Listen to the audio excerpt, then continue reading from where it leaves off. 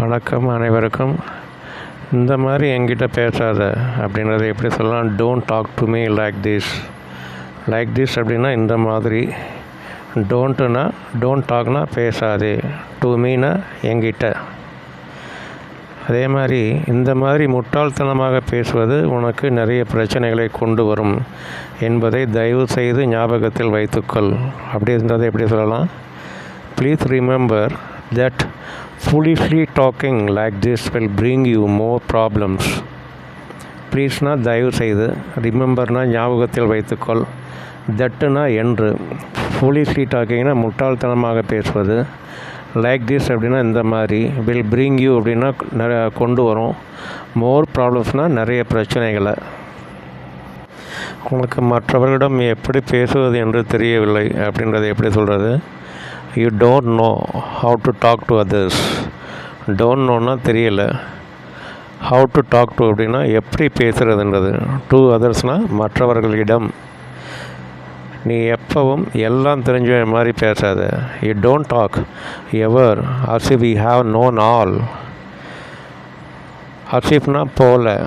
You have known ஆல்னா எல்லாம் தெரிஞ்சு, ஆல்னா எல்லாம். யூ ஹாவ் நேன்னா தெரிஞ்ச மாதிரி. யூ டோன்ட் டாக் பேசாத. டோன்ட் டாக்னா பேசாத. எவர்னா எப்பவும். இதை எப்படி சொல்கிறது? உனக்கு சரியாக பதில் சொல்ல தெரியலன்னா வாயை மூடிக்கிட்டு அமைதியாக இருந்துடு. If you do not know to correctly reply, shutting your mouth, be com.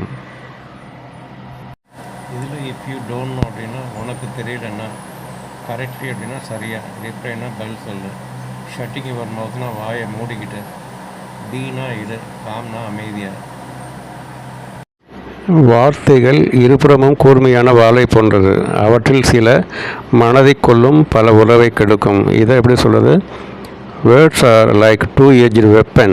Some of them will kill the mind and many spoil the relationship. வேர்ட்ஸ்ன்றது வார்த்தை. லைக் two-edged வெப்பன்னா கூர்மையான, இரண்டு பக்கம் கூர்மையான வாளை போன்றது. two-edged வெப்பன்னா இரண்டு பக்கம் கூர்மையான வாளை போன்றது. சம் ஆஃப் தெம் அப்படின்னா அவற்றில் சில, வில் கில் த மைண்ட் அப்படின்னா மனதை கொல்லும், மெனி அப்படின்னா பல, ஸ்பாயில்னா கெடு, ரிலேஷன்ஷிப்னா உறவு. இப்படி தனித்தனியாக வார்த்தைகளை பிரித்து படித்தீங்கன்னா மனசில் ஈஸியாக பதியும். All the best. ஷேர் பண்ணுங்கள், லைக் பண்ணுங்கள், மறக்காமல் சப்ஸ்கிரைப் பண்ணுங்கள்.